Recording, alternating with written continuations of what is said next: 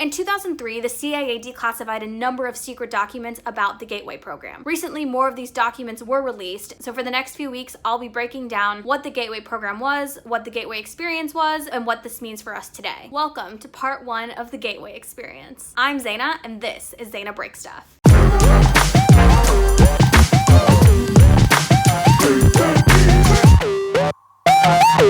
Like all good papers, this paper starts with a Who Are We section. The Who Are We refers to the Monroe Institute of Applied Sciences, the people that wrote this paper. This section of the paper covers the history of the institution's founding. In 1958, Robert Monroe, a TV broadcasting executive living in New York City, found himself leaving his physical body to travel via a second body to locales far removed from the physical and spiritual realities of his life. He was inhabiting a space unbounded by space or time. Another name for this experience is the astral projection.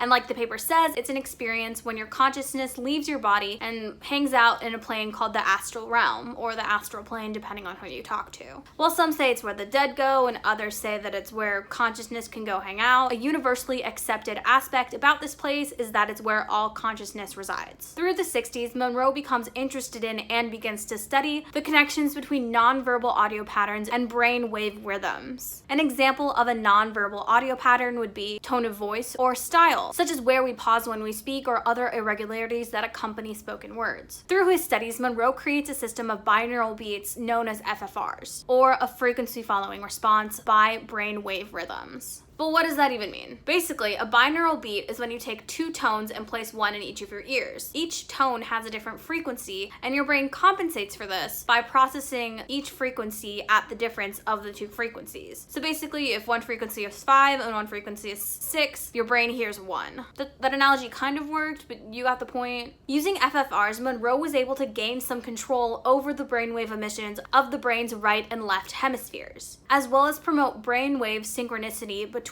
the two hemispheres, meaning that the two hemispheres of the brain were emitting waves at the exact same frequency and speed. In 1971, the Monroe Institute of the Applied Sciences was born, aka the people that wrote this paper. The next part of this paper is labeled "What are we doing?" and goes on to explain a bit more about the Monroe Institution and what exactly their mission is. Essentially, their goal is to change the way people perceive their own consciousness, making them more in tune with their inner resources, inner abilities, and most of all, their inner guidance. They continue by explaining that many cultures and peoples throughout time have had individuals that reached and practiced profound levels of self-exploration. However, with the current Western culture of the time, and probably even today, there is very little knowledge or guidance to lean on with regard to changing or advancing the current rhetoric on the way we perceive things. A lot of our knowledge about perception comes from the physiology of the brain and the possible correlation between the brain's physical state and subjective state of mind. AKA, to study the subjective parts of the brain, they just hook you up to a machine and ask you some questions. The rest of the paper continues by saying that while the above may be true, or at least part of the truth, the ability to determine the true nature of perception lies beyond our present techniques. It's possible that the brain, a physical mechanism,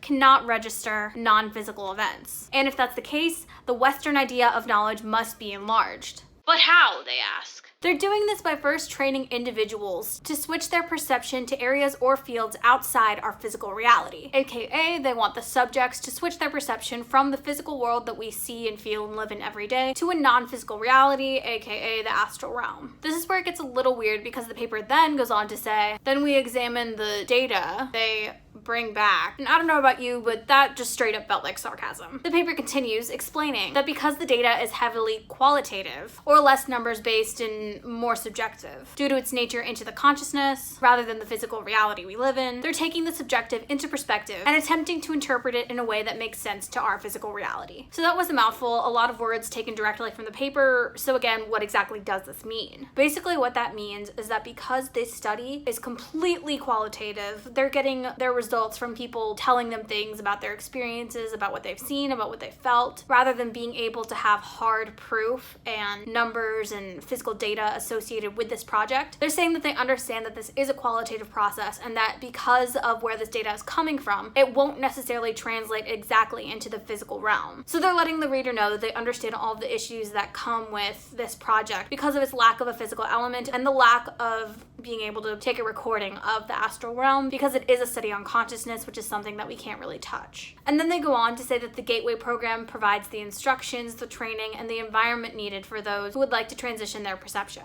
The next subsection is called How It Works and discusses how the Monroe Institute of Applied Sciences has decided to tackle their study of perception within the brain. The process is really simple. First, 20 people are stretching, hanging out in a room, and then are moved to another room for what is essentially nap time, except they're wearing headphones that have binaural beats running through them. They stay in this room napping for about 45 minutes until they get up and repeat this process several times during the day, evening, and sometimes at 3 in the morning. Okay, great. They're doing all this stuff, but what exactly is it that they're doing? Are they actually napping? Are they just lying there? Are they sleeping? Like, what's going on? According to the paper, these people are practicing and participating in a progressive series of FFR recordings. These are recordings with a series of non-verbal audio patterns, most of them masked by a pink sound, similar to waves rolling along a beach or wind slipping through the trees. There may be several patterns going on at once or just one happening at a time. The patterns played vary in speed, complexity, and even whether or not they're playing in one ear or both ears at the same time. This is because the brain must be coaxed into certain formations, i.e. these recordings cause the brain to emit specific types of brainwaves as they respond with great regularity to shifting FFR patterns. So basically, the sounds that the subjects are listening to are causing their brains to emit specific kinds of brainwaves that are needed to attain a certain level of consciousness and allowing them to enter the astral realm. Instructions synced to the patterns, telling individuals to actively concentrate on the instructions rather than waiting for new experiences and for these feelings to overtake them. So basically, these instructions are asking the subjects to actively try to achieve this level of consciousness rather than allowing these sounds to just wash over them and assume that this will happen without an effort on their part. But what happens in this higher consciousness, and why did the CIA keep this study under wraps? Answers to these questions and more in part 2 of the Gateway Experience.